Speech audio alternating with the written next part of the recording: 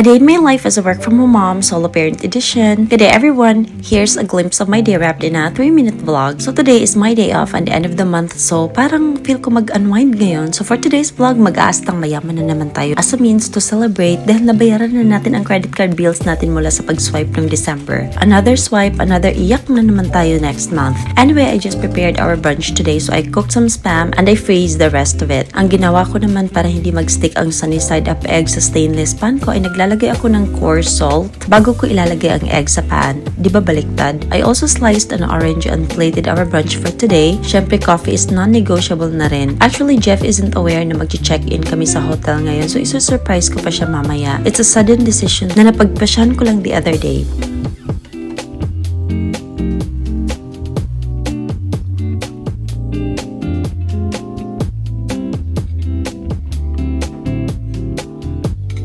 Nag-unbox na rin ako ng mga bagong indoor slippers kasi gumive up na sa akin ang tsinelas ko sa loob ng bahay katulad ng pag-give up niya sa akin.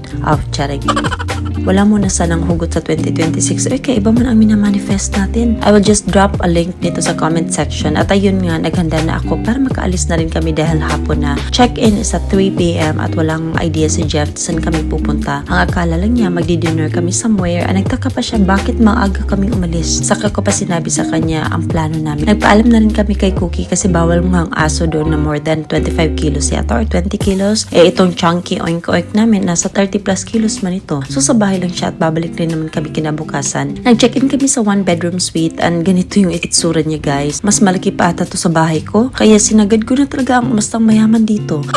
Mahuhulaan niyo ba ang presyo nito? Naku, hindi ko talaga ma-imagine to spend this much in a hotel stay pero meron itong malaking kwarto, 2 bathtub at may sala and dining pa. So kung nasasayangan kayo to spend this much for a hotel stay, ay ako rin.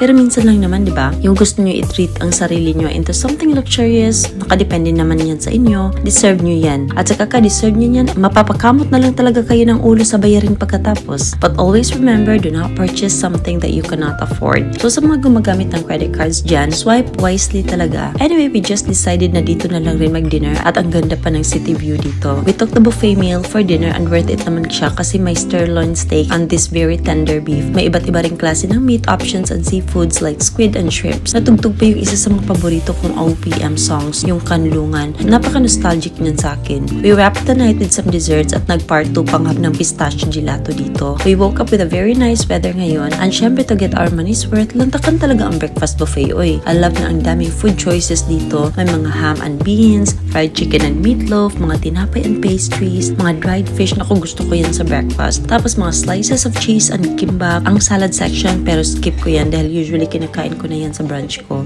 Mga nakatatlong plato rin ako bago ako gumive up sa breakfast at hanggang lunch na ito. Jeff just stayed here so nagpa-room service na lang kami and dito na siya kumain sa kwarto. Subukan mo lang talaga mag-post ng healing your inner child. Kaltok ka talaga sa akin.